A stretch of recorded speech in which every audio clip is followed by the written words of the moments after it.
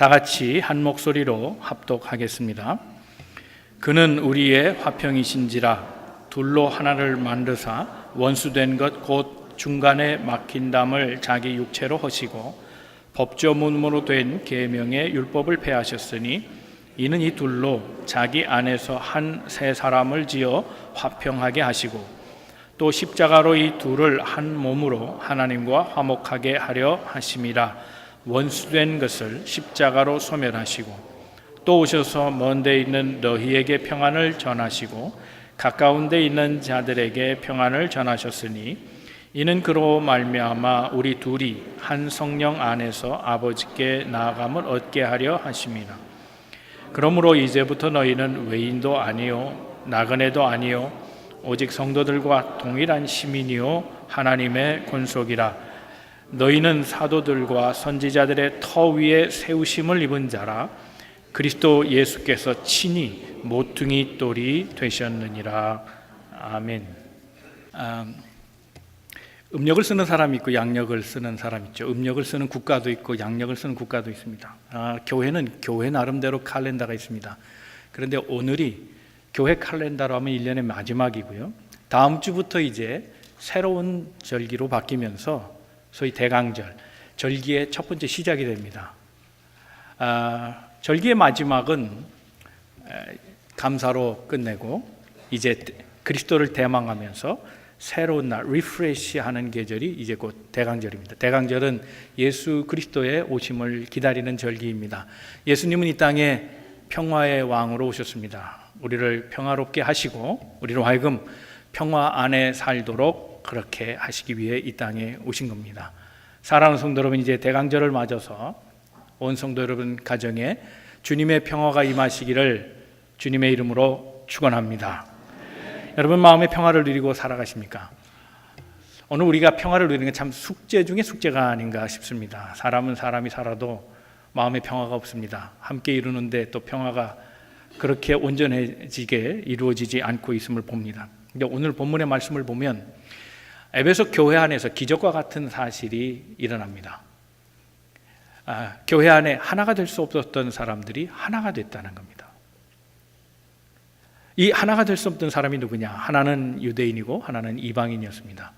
오늘 본문의 말씀 19절에 보면 이들을 이렇게 얘기합니다. 더 이상 외인, 바깥 사람도 아니고 우리는 이제 맨 마지막에 하나님의 권속이라, 즉 하나님의 가족이 됐다 얘기합니다. 가족이 됐다는 겁니다. 원수였던 사이가 가족으로 바뀐 겁니다. 그리스도 안에서. 유대 사람들은 이방 사람들을 그렇게 좋게 생각하지 않았습니다. 사람 취급을 하지 않았습니다. 개로 불렀고 또는 돼지처럼 여겼습니다. 지옥에 불이 탈 때 거기에 쓰이는 불쏘시개 정도로나 생각했지 사람답게 그들을 인정해 주지도 않았고 취급도 안 했습니다. 그러니 이방 사람들도 유대 사람들을 그렇게 좋게 평가하지 않을 수밖에 없는 거 아닙니까? 나를 싫어하는데 내가 그 사람들을 좋아할 이유가 있겠습니까? 같이 맞대고 싸웠습니다. 어떻게 하면 유대 민족을 무너뜨릴까? 수차례 무력으로 침공하기도 하고 그들과 가까이 하지 않았습니다. 그러니 이 둘이 만난다고 하는 것, 더구나 만나는 정도가 아니라 하나가 되고 가족이 됐다고 하는 사실은 기적 중인 기적입니다. 이 기적이 교회 안에서 일어났다는 겁니다. 사랑하는 성도 여러분, 오늘 말씀을 통해서 특별히 이제 대강절 평화의 왕으로 오신 주님 생각하면서 오늘 우리 안에 어떻게 평화를 이루고 살아갈까? 말씀 속에서 답을 얻으시고 이 계절에 우리 함께 사랑을 만들어가며 서로 화목하고 평안하고 행복한 가정과 일터 그리고 교회를 만들어가는 우리 모든 성도들 다 되시기를 주님의 이름으로 축원합니다. 옆에 분 서로 말씀 권하시고 이제 말씀을 듣도록 하겠습니다. 하나님은 오늘도 당신을 향한 계획을 가지고 계십니다. 자, 첫 번째 우리가 생각할 것은 예수님은 이 땅에 평화로 오셨습니다. 주님 자신이 평화이십니다. 자, 평화를 이루고 살아간다는 것이 무엇일까요? 평화를 이룬다는 것은 단지 싸움이 없는 상태를 말하지 않습니다. 그것 이상의 것이 있습니다. 자, 부부간의 얘기를 한번 해보죠. 부부간에 다툼이 없고 싸움이 없으면 평안한 겁니까? 네, 그럴 수도 있지만 그것이 만약 좋아해서 그러는 게 아니고 서로 지쳐버렸어요. 아니, 도저히 고치라 그래도 남편은 말을 안 듣네. 아예 포기하는 거예요. 아유, 입 닫고 살아야지. 그래서 말없이 사는 거는 평화가 아닙니다. 안 되니까, 말이 안 통하니까, 이제 더 이상 참을 수 없으니까 아예 포기하고 살아간다면 그것은 분명 다툼은 일어나지 않은 상태이지만 평화라고 말하지는 않습니다. 그렇다면 평화는 뭔가? 성서적 의미로 하면 평화는 곧 하나가 된 상태를 말합니다. 하나가 되는 것. 다툼이 없이 사랑 없이 살아간다면, 다툼도 없고 사랑도 없이, 그러나 한 울타리에서 살아간다면 그것은 공존이라 말할 수는 있지만 공생이라고 말할 수는 없습니다. 그런데 성경은 공생하는 거랍니다. 하나가 되어가는 과정이라고 말하고 있습니다. 어떻게 하면 하나가 되느냐? 로마서 14장 1절의 말씀 보면 믿음이 연약한 자를 받아주라 그랬습니다. 먹는 문제로 얘기합니다. 믿음 있는 사람은 먹습니다. 믿음 없는 사람은 못 먹습니다. 불정하고 불결한 것, 먹지 말라 하는 것 먹기에 깨름직합니다. 그들이 먹지 않는다고 그것도 못 먹느냐, 믿음이 연약하다 말하지 말라는 겁니다. 그저 받아주는 것, 그것이 화해를 이루는 길이요 그것이 사랑이라고 얘기합니다. 받아주는 것, 받아서 하나가 되는 것. 그러므로 하나가 된다는 건 커플 티를 입어서 되는 문제가 아닙니다. 내가 너에게 맞추는 것, 그것이 하나가 되는 게 아니고 너를 내게 맞춰라 강요하는 것도 하나가 되는 것이 아닙니다. 서로 복종하며 상대를 수용하는 것, 그래서 공존을 넘어 공생하는 것, 그래서 다툼이 없는 관계가 아니라 서로 마음을 같이하여 섬기는 것, 그것을 성경은 평화를 이루는 것이라고 말씀하고 있습니다. 자, 오늘 본문의 말씀 14절 말씀입니다. 다 같이 한번 말씀을 읽겠습니다. 시작. 그는 우리의 화평이신지라 둘로 하나를 만드사 원수된 것 곧 중간에 막힌 담을 자기 육체로 하시고. 자, 둘로 하나가 되게 하셨다. 둘이 누굽니까? 유대인, 이방인입니다. 이들이 하나가 됐습니다. 어떻게 하셨길래요? 이방인도 예수를 영접하고 그리고 유대인도 예수를 영접하니 하나가 됐다는 겁니다. 예수가 평화이시기 때문에 그렇습니다. 평화의 예수를 마음에 받아들이니 이 둘이 각자 예수님을 받아들이니 하나가 됐다는 겁니다. 자, 하나가 된다는 건 뭔가 어떤 작용이 필요합니다. 그러나 이 작용을 말하기 전에 먼저 생각할 것이 있습니다. 개인의 평화입니다. 마음의 평화입니다. 예수 그리스도를 받아들이면 마음의 평화가 생기고 이 마음의 평화가 다음 스텝으로 넘어간다는 겁니다. 갑자기 친해지거나 갑자기 서로 하나가 되거나 갑자기 평화를 이룰 수 없다는 겁니다. 먼저 마음의 평화, 그것이 이루어져야 하는데 그 마음의 평화는 예수 그리스도를 영접할 때 온다는 겁니다. 그래서 유대인도 예수를 영접했습니다. 그리고 유방인도 예수를 영접했습니다. 그러니 둘이 예수로 인해 하나가 되어 간다는 겁니다. 때때로 우리 삶에 불평과 불만이 있습니다. 불평과 불만이 사실이다 아니다를 말하기 이전에 우리가 불평과 불만이 있을 때 그때 어떻게 처신해야 되느냐, 자칫하면 이것을 다루지 못할 때 가정이나 교회나 직장이나 다 불화되기 쉽습니다. 연민의 마음을 품고 서로 받아주라 했으니 불평하는 사람을 대할 때는 가장 기본적인 것, 중요한 것, 불쌍히 여기는 겁니다. 왜 그런가? 교회도 그렇습니다. 가정에도 그렇고 사회에도 그렇지만 교회 안에도 불평과 불만을 얘기하는 사람들이 있습니다. 그 이유는 다른 데 있지 않습니다. 자신의 마음이 평안하지 않은 겁니다. 내 마음이 불편하니까 다 모든 것이 부정하게 보이는 겁니다. 쉽게 받아들이지 못합니다. 비판이 먼저 되는 겁니다. 그러므로 사실 여부를 떠나서 우리가 화목을 이루고 화평을 이루고 화해를 가지고 그래서 서로 아름다운 공동체를 만들어가는 것을 우리의 마음속에 염두에 두고 있다면 불평하는 것에 대해서 나무라지 마시고 함께 맞서지 마시고 이 사람 마음이 불편하구나, 마음에 행복이 없구나, 이렇게 불쌍히 여겨주는 겁니다. 그 마음이 필요합니다. 그래서 이웃과 평화를 누리기 위해서는 먼저 우리가 마음의 평화, 개인의 심령에 예수 그리스도를 영접함으로 오는 평화가 있어야 한다는 겁니다. 그러므로 평화의 가장 기본은 예수입니다. 주님이 답이십니다. 우리가 마음에 불편한 것, 편하지 않은 거, 마음에 무언가 장애물, 그건 보통 한 3가지 정도는 얘기할 수 있습니다. 첫 번째는 죄책감입니다. 두 번째는 자존감입니다. 세 번째는 미래에 대한 일입니다. 이것들이 해결이 안 되면 우리 마음은 늘 불안합니다. 첫 번째, 죄책감입니다. 죄책감을 다른 말로 하면 죄의식이라 말하기도 하고요, 영어로 하면 guilty라고 말하기도 하고 또는 shame이라고 말하기도 합니다. 우리 마음속에 죄책감이 있습니다. 그런데 성경은 우리에게 그렇게 말씀합니다. 로마서 8장 1절 말씀에 보면 누구든지 그리스도 안에는 정죄하는 것이 없다 그랬습니다. 왜요? 그리스도가 우리의 모든 죄를 사해 주셨기 때문입니다. 사랑하는 성도 여러분, 마음이 불편한 이유가 무엇입니까? 우리의 연약함, 우리의 부족함, 그래서 죄성을 가진 인간이기 때문에 불안한 거 아닙니까? 그런데 그리스도가 그의 십자가를 통해서 우리에게 모든 용서를 허락하셨기에 우리 마음엔 이제 더 이상 죄가 없고 예수를 믿음으로 다 씻긴 줄 믿으시기 바랍니다. 그것에서 평화가 오는 겁니다. 내 죄는 주께서 담당하셨다. 나는 더 이상 죄인이 아니다라는 겁니다. 두 번째는 자존감입니다. 그런데 이 자존감은 낮은 자존감을 말합니다. 이 낮은 자존감은 어디에서 오느냐? 비교 우위에서 옵니다. 사람들은 다 자기가 없는 것에 대해서 부러워합니다. 남과 비교할 때 남과 나를 낮추어서 비교하지는 않습니다. 남을 높여서 비교합니다. 다른 사람에겐 있고 내겐 없는 것. 그래서 자기 자존감이 점점 낮아지는 사람들이 있습니다. 그러나 여러분, 우리 한번 기억하십시다. 하나님이 우리를 사랑하신다, 이 믿음이 있다고 하면 우리에겐 더 이상 낮은 자존감은 허용되지 않습니다. 왜요? 나는 하나님의 사랑받는 존재이기 때문에 그렇습니다. 그가 우리의 자녀 되게 하셨고 우리로 하여금 하나님의 사람 되게 하셨습니다.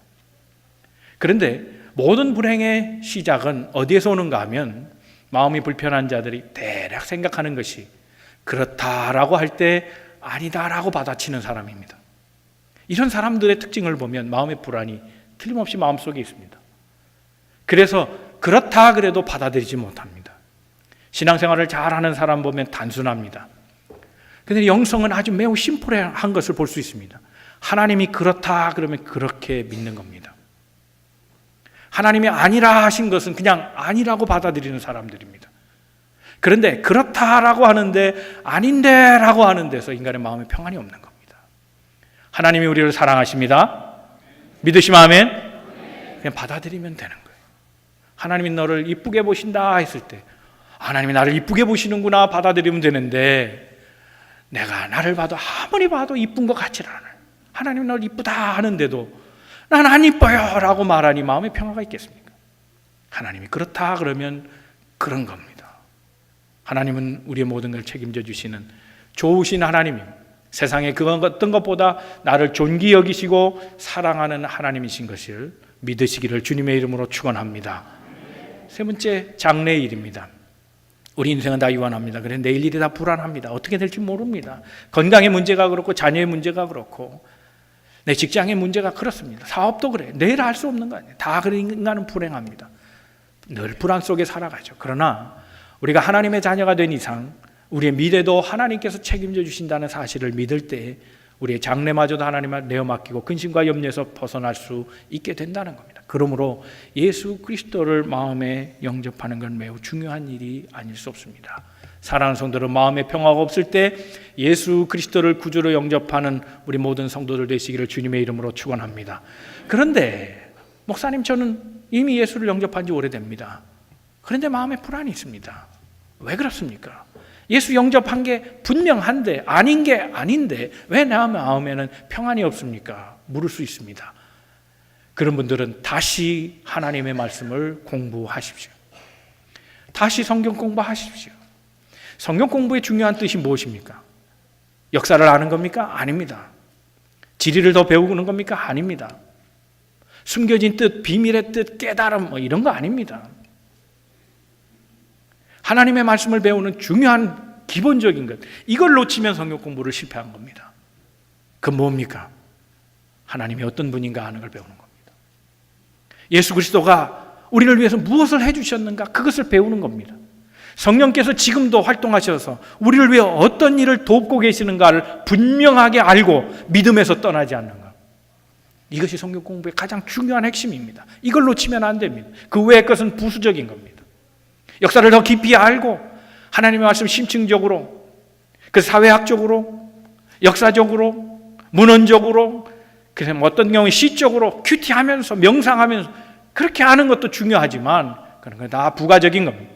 가장 중요한 것은 하나님이 어떤 분인가, 진리가 어떤 분인가 하는 걸 아는 겁니다. 그래서 요한복음 8장 32절 말씀에 진리를 알라 그랬습니다. 진리를 알지니 진리가 너희를 자유케 하리라. 주님의 진리가 우리 안에 올 때 우리가 자유함을 얻는, 그때 마음의 평안을 얻고 그때 마음의 기쁨을 얻게 된다는 겁니다. 예수 그리스도를 구주로 영접하십시오. 그런 마음의 평화가 생깁니다. 마음의 평화가 있는 자만이 화평을 이룰 수 있습니다. 내 마음이 불편하고는 절대로 화평을 이루어갈 수 없습니다. 내 마음의 화평을 이루기 위해서는 예수 그리스도가 필요합니다. 예수 그리스도를 받아들이십시오. 그럼에도 불구하고 내 마음속에 평화가 찾아오지 않거든 하나님의 말씀을 깊이 묵상하고 깨달으십시오. 그래서 하나님이 어떤 분인가를 확실히 붙잡으십시오. 그때 마음에 평화가 찾아오게 될 겁니다. 이 가을 마지막에 예수 그리스도를 다시 생각하며 평화의 왕으로 오신 주님께서 우리를 다스리시고 우리 가정과 우리가 일하는 삶의 현장과 우리 교회에 평화를 주시기를 주님의 이름으로 축원합니다. 두 번째 우리가 생각할 것은 예수 그리스도가 화해의 중재자 되신다는 사실입니다. 우리 인간 생활에 참 담이 많아요. 담이 많은데 이 담이 보이는 담도 있지만 보이지 않는 담도 참 많은 것 같아요. 담을 없애는 사람이 좋은 사람입니다. 담을 만드는 사람은 좋은 사람이 아닙니다. 역사를 봐도 베를린 그렇잖아요. 담을 만든 사람들은 좋은 사람들이 아닙니다. 베를린도 담이 헐어졌잖아요. 근데 요즘 미국의 역사는 거꾸로 가는 것 같아요. 자꾸 담을 쌓는 것 같아요. 담을 쌓는 사람은 언젠가 역사의 심판을 또 한번 받을지 모르겠습니다. 그런데 보이는 담보다 더 중요한 게 있습니다. 누구를 탓할 게 아니고 내 스스로 담을 쌓고 있는 게 얼마나 많은지 모릅니다. 우린 미국 와서도 지역 얘기합니다. 그래서 미국에서도 연말이 되면 무슨 경기 향후에, 충청 향후에, 전라도, 경상도, 제주도, 왜 이렇게 지역의 담이 높은지 모르겠습니다. 학벌의 담이 또 있습니다.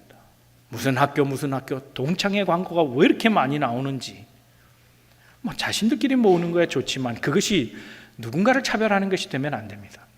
신앙생활 할 때 조심해야 될 게 있습니다. 내가 누군가를 좋아한다는 것이 누군가를 소홀히 하게 된다면 그게 차별입니다.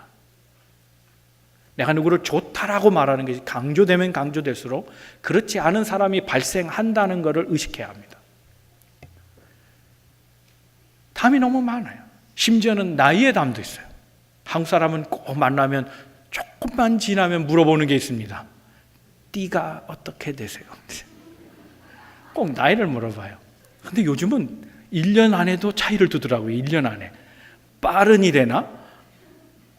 아니 1년도 무슨 차이가 있어요. 빠른 일, 또 늦은 아니 그걸 왜 구별하는 거예요? 담이 너무 많아요. 심리학자들이 그렇게 얘기합니다. 사람이 담을 만드는 이유는 뺏기지 않으려고 하는 것 때문이라는 거예요. 뺏기지 않으려고. 그래요. 보세요. 부자들의 담이 높아지지. 왜요? 가졌기 때문에. 많이 가질수록 담이 높아지거나 아니면 시큐리티가 더 강화됩니다. 기계도 못 믿으면 경비를 세우죠. 가졌기 때문입니다. 그 마음에, 그 이면에는 내가 남보다 더 낫다는 우월의식이 자리 잡았다는 거예요. 남보다 많이 소유한 것, 남보다 많이 높은 것, 남보다 많이 성공한 것을 자랑한다는 겁니다. 그래서 부자들은 담이 높아갑니다. 그래서 내가 너보다 더 많이 가졌다는 우월의식 속에 있습니다. 그런데 가난한 사람 그러면 자존감이 없고 담을 안 쌓느냐? 아닙니다. 자존감의 담은 가난한 사람도 똑같습니다. 부자들이 담을 높이 세우는 걸 보면 뭐라고 생각합니까? 저놈은 도둑질해서 저렇게 돈이 많고 나는 가난해도 정직하게 산다는 담을 쌓습니다. 그래서 부자나 가난한 사람이나 다 담을 쌓기 시작합니다. 누군가 한 사람이 담을 쌓으면 그 반대편에 있는 사람도 같이 담을 쌓아서 도저히 만날 수 없는 관계가 됩니다. 그래서 부자와 빈자는 대화가 안 됩니다. 소통이 되지 않습니다. 남녀의 차별을 강요하는 곳에는 남자와 여자가 소통이 되지 않습니다. 결국 갈등이 일어나고 거기에 분쟁의 요소들이 계속 발생하게 됩니다. 평화는 만들어갈 수 없습니다. 이웃과 하나가 되기 위해서, 그래서 평화를 궁극적으로 누리기 위해서는 이 담을 헐어야 합니다. 여러분, 이 유대인들이 가지고 있던 그 높은 담이 뭡니까? 선민의식, 율법을 갖고 있다는 것. 이 두 가지입니다.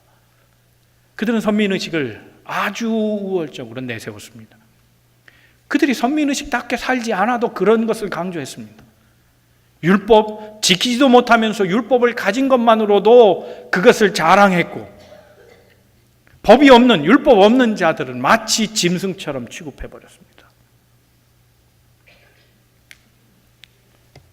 여러분, 이웃과 평화를 이루면 이런 우월의 담이 무엇인지 발견해내야 합니다.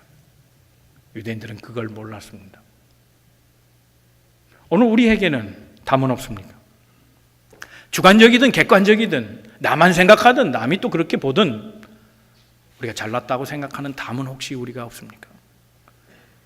그 담 때문에 누군가와 소통이 지금 안 되고 있는 것은 아닌지, 이 담을 어떻게 무너뜨릴 수 있는가? 오늘 그 말씀이 답으로 우리에게 주어집니다. 16절과 17절 말씀입니다. 다 같이 말씀을 읽어보겠습니다. 시작. 또 십자가로 이 둘을 한 몸으로 하나님과 화목하게 하려 하심이라. 원수된 것을 십자가로 소멸하시고, 또 오셔서 먼 데 있는 너에게 평안을 전하시고 가까운 데 있는 자들에게 평안을 전하셨으니. 예수의 십자가로 이 우월감을 무너뜨릴 수 있다는 겁니다. 여러분, 주님이 우리를 대신해서, 하나님의 아들 되신 그분이, 죄 없으신 그분이 우리를 대신해서 생명을 주셨다는데, 그 앞에 우리가 지식을 자랑할 수 있겠습니까? 건강을 자랑할 수 있겠습니까? 우리의 소유를 자랑할 수 있겠습니까? 소유가 있으면 얼마나 더 부끄럽겠습니까? 주님은 다 주셨는데 그것을 가지고 자랑하는 내가 얼마나 부끄러운가 하는 겁니다. 주님은 자기의 생명, 피를 물처럼 다 쏟아 주셨는데 우리는 건강을 자랑하고 그 건강을 나를 위해 쓰고 있으니 얼마나 부끄러운가 하는 겁니다. 주님 우리를 다 주셨는데 우리는 자꾸 나 중심으로 가지려고 하니 얼마나 부끄러운가 하는 겁니다. 우리의 담을 세워갈 수 없습니다. 여러분, 우리가 신앙생활 잘하고 있습니까? 신앙생활 잘하고 있는지를 제가 몇 가지 리트머스 시험지처럼 몇 가지 말씀을 드릴 수 있습니다. 그 중에 하나, 내가 신앙생활을 하면 할수록 다른 사람의 장점이 많이 보이면 그 사람은 신앙생활 잘하고 있는 겁니다. 신앙생활 잘하는 사람들은 이 십자가의 공로로 인해서 다른 사람의 좋은 점이 많이 보입니다. 아, 내게 없는 그것이 저에게 있구나. 이걸 부러워하거나 비교 우위 속에서 나를 떨어뜨려서 자존감을 상하게 하거나 반대로 내가 너보다 낫지 해서 우월감, 교만의식으로 나가지 않습니다. 오히려 그 지체에 대해서 감사하는 마음이 생깁니다. 신앙생활을 잘 못할수록 그렇게 되지 않습니다. 반대로 돼갑니다. 나 때문에 네가 있는 줄 알아. 너 사람 잘 만난 줄 알아. 내가 복이야. 줄 잘 섰어. 이 신앙생활 잘 못하는 사람의 특징입니다. 당신이 있어서 참 고마웠어요. 당신이 정말 내겐 복이야, 복덩이야. 그렇게 생각할 수 있는 사람이 신앙생활 잘하는 거예요. 결혼생활 잘하는 사람은 바로 그런 사람 아닙니까? 아유, 내가 저거 만나서 내 인생을 아주 뭉개버렸어. 그렇게 하는 사람이 결혼생활 잘하는 겁니까? 아니잖아요. 당신 만나서 내가 잘 됐어. 당신이 복덩이야. 부부가 아니더라도 옆에 분에 한번 인사 한번 해보실래요? 당신이 복덩이세요. 입이 잘 안 떨어지시죠? 이게 억지로 하니까 잘 안 되시죠? 그렇게 보여야 됩니다. 우리 성도끼리 서로 그렇게 보여야 되는 겁니다. 당신이 정말 복덩이입니다. 예수를 몰랐을 땐 내가 잘난 줄 알았습니다. 나 때문에 다 잘 되는 줄 알았습니다. 그런데 예수를 잘 섬기고 보니까 당신 때문에 내가 잘 되고 있습니다. 당신 덕분입니다. 당신이 있어서 참 고맙습니다. 그게 보여지는 게 신앙생활 잘하는 사람들의 특징입니다. 교회 안에서 무서운 사람이 있습니다. 우월감을 가진 사람들 무섭습니다. 새벽기도 안 빠지는 사람 제일 무섭습니다. 이 사람들은 머릿속에 출석부가 있습니다. 몇 월 며칠 목사가 안 나왔어. 언제 장로님 누가 빠졌더라? 어때 권사도 안 나왔네. 이게 출석부로 있습니다. 그래서 쏘아보는 눈이 날카롭습니다. 기도 열심히 하는 사람, 그 중에 무서운 사람 중에 하나입니다. 특히 40일 금식하는 사람, 무섭고도 무섭습니다. 40일 끝나면 예수의 얼굴로 바뀌어야 되는데 매의 눈이 돼서 돌아옵니다. 넌 기도 왜 안 해? 딱 광선을 쏘아야 됩니다. 큰 교회 다니는 사람들 눈이 매섭습니다. 말 중에 은근히 나는 좋은 교회 다니고 너는 그래 그런 교회를 다니니 하는 건방진 말투가 그 속에 있습니다. 신앙생활을 많이 하고 성경을 많이 배우고 기도를 많이 하고 큰 교회 다니는 사람일수록 우월감에 빠지지 않도록 조심해야 합니다. 낮춰야 합니다. 그리스도의 십자가 앞에 겸손함을 배우는 것, 이것은 화평이 만들어지는 삶의 모습입니다. 나도 좋은 점이 있지만 상대방에게 좋은 점이 있어서 그것을 칭찬해주고 격려해주는 교회, 다툼이 있겠습니까? 여러분 부부간에도 그렇잖아요. 우리가 250명의 전도 대상자들을 두고 지난 100일 동안 씨름을 해왔습니다. 기도하며 섬겨왔습니다.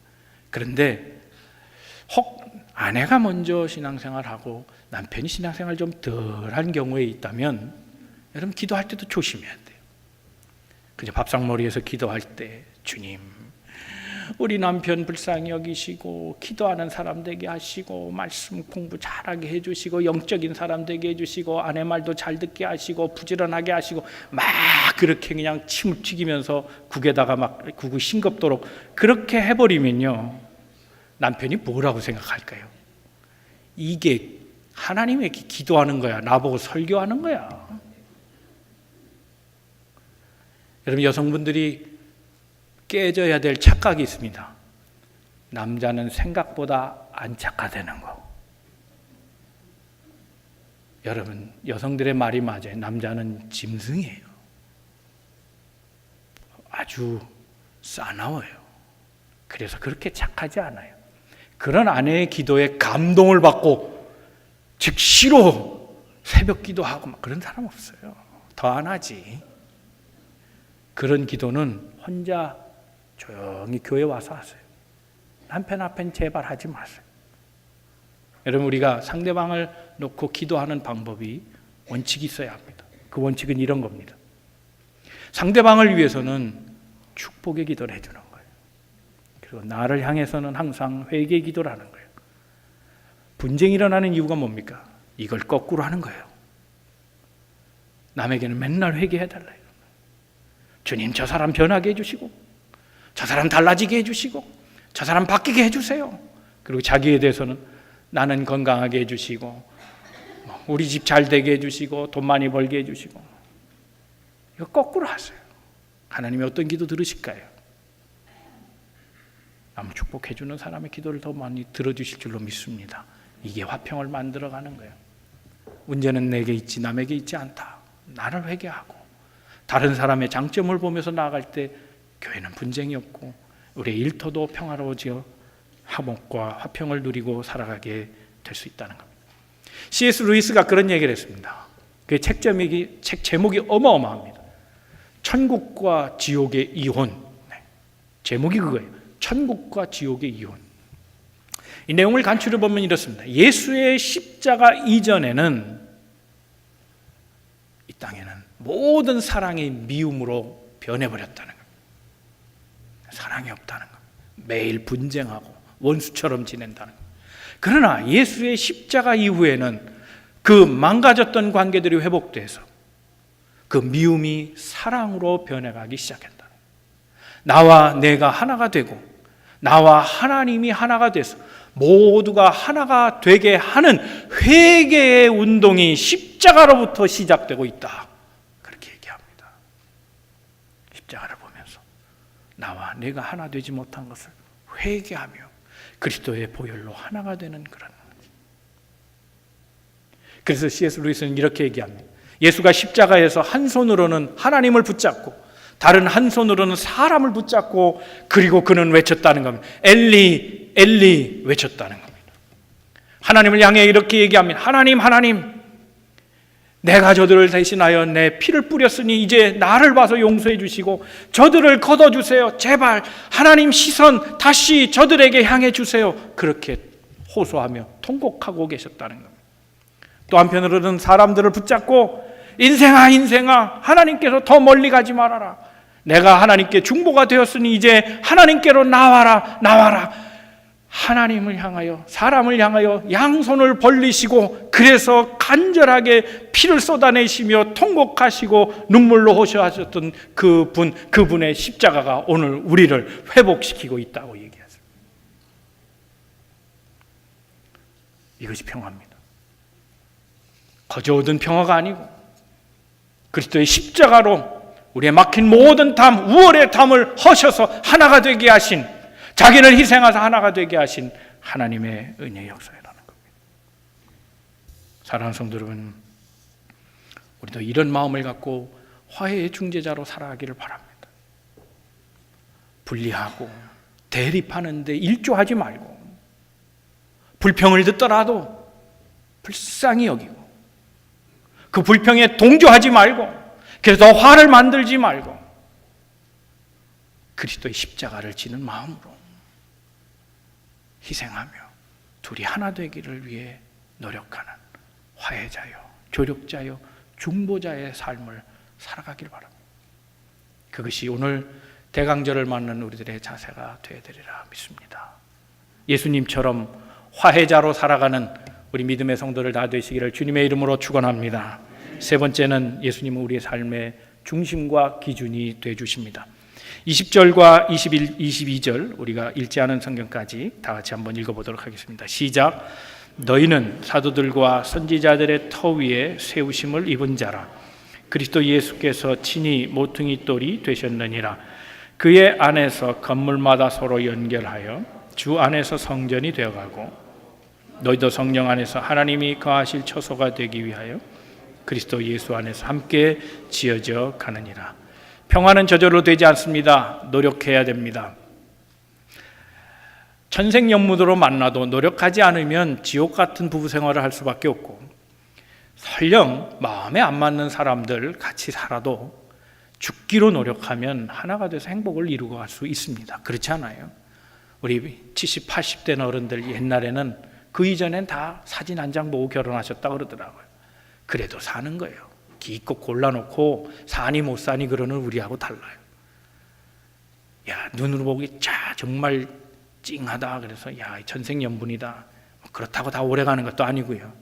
사진 한 장으로 만나도 그거 뭐 인생이 그렇게 쉽게 헤어지는 거 아니더라고요. 노력하기 나름이에요. 평화는 만들어가는 사람들이 달려있는 겁니다. 그런데 오늘 본문에는 건축의 비유가 있는데 예수님이 모퉁이 돌이라 그랬습니다. 코너스톤이라는 말인데 모퉁이의 돌, 거기에 연결해서 하나씩 이어져 가는 겁니다. 그래서 건물의 동서남북과 위아래를 쫙 맞춰 놓는 게 이 코너스톤입니다. 그런데 예수가 코너스톤이고 이 예수로 인해 여러 건물이 다 연결돼 갖고 하나님이 거하실 거소, 처소, 그래서 성전을 주와 함께 만들어 간다 그랬는데 이 만들어가는 것을 관계라 말하고 이것은 시간적으로 보면 진행형인 것을 알 수 있습니다. 아직 다 지어진 게 아닙니다. 만들어가고 있는 겁니다. 지어져 가느니라 수동형으로 써놨습니다. 그러니 미완성입니다. 노력해야 되는 거예요. 계속해서 그리스도에 맞춰가는 겁니다. 그리스도에 맞춰지지 않으면 다시 지어야 되는 겁니다. 만약 그것을 무시하고 계속 지어간다면 붕괴되고 말 겁니다. 여러분, 우리가 교회 안에서 함께 지어져 간다는 게 뭡니까? 그건 예수에게 중심을 맞추고 신앙생활을 해간다는 겁니다. 많은 교회 분쟁이 있는 이유가 뭡니까? 그 중심을, 그 코너스톤을 나로 맞췄기 때문입니다. 나한테 줄 서는 거죠. 내게 맞춰. 자기가 중심이 되어서 그래서 건물을 지어져 갈 때 그건 사람의 교회이지 하나님의 교회가 아닙니다. 그런 교회는 화평이 있을 수 없습니다. 평화를 만들어 갈 수 없습니다. 예수가 중심이 되라는 겁니다. 예수로 더불어서 함께 지어져가는 공동체가 되라는 겁니다. 혹 우리가 관계가 삐뚤어진 것은 없습니까? 어긋난 건 없습니까? 그 이유가 혹시 내 중심으로 따라와라고 해서 그런 건 아니냐. 내 말대로 해. 내가 하는 게 옳은 거야. 나를 향해 줄 서. 혹시 그래서 된 것은 아니냐 말이야. 세상에 나를 향해 줄 서라 그러면 다 줄 설 사람이 어디 있습니까? 그 반대의 사람도 똑같은 얘기를 할 겁니다. 천만에 내게 줄 서 얘기할 겁니다. 서로 그래서 자기가 중심이 되면 건물이 어떤 모양으로 지어지겠습니까? 교회는 자기를 죽이는 겁니다. 내 생각을 말하는 것 아니고 내 중심으로 만들어가는 것이 아닙니다. 하나님 중심으로 만들어가는 교회여야 합니다. 사랑하는 성도는 우리가 누구를 향해 기도할 때 그렇잖아요. 남편을 위해 기도하는 분들이 있습니다. 주님, 남편 속 썩이지 않고 내 말 잘 듣게 해주세요. 그렇게 기도하지 마세요. 주님, 내 남편 하나님이 인정하시는 믿음의 일꾼 되게 해주세요. 이렇게 기도해야 되는 거예요. 주님, 우리 목사 좀 무관심하지 않고 날 좀 많이 사랑하게 해주세요. 이런 거 기도하지 마세요. 주님, 우리 만남의 교회 목사 하나님 마음에 꼭 드는 일꾼 되게 해주세요. 그렇게 기도하시기 바랍니다. 주님, 우리 편 돼주는 그런 지휘자 되게 해주세요. 그렇게 기도하지 말고 하나님이 인정하시는 지휘자 오게 해주세요. 아멘이 없네. 그렇게 돼야 되는 거예요. 동산직이요? 우리 그 잘 챙기면 좋은 동산직입니까? 아닙니다. 하나님 마음에 드는 동산직이어야 되는 거예요. 하나님 중심으로 사는 동산직이, 하나님 중심으로 모인 공동체가 온전한 공동체지. 사람으로, 그래서 사람의 마음에 들고 인기를 얻고 신임을 얻고, 그거 중요하지 않아요. 좋게 보여도 언젠가는 다 붕괴하고 말 겁니다. 예수와 연결되어 있는 공동체, 예수가 중심이 된 교회, 예수가 중심인 가정, 그 가정이 온전한 가정입니다.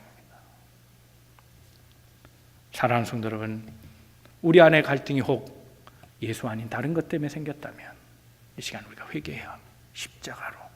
그래서 회개 운동이 그래서 시작되는, 주와 더불어 지어져가는 아름다운 우리의 삶의 공동체를 만들어가는, 평화를 만들어가는 우리 모두가 되기를 바랍니다. 이 말씀을 정리합니다. 예수 그리스도는 우리에게 평화를 주러 오셨습니다. 우리 다 예수 그리스도로 평화를 누리며 살아가야 합니다. 내 마음이 평안하지 않으면 이웃과 평화도 없습니다.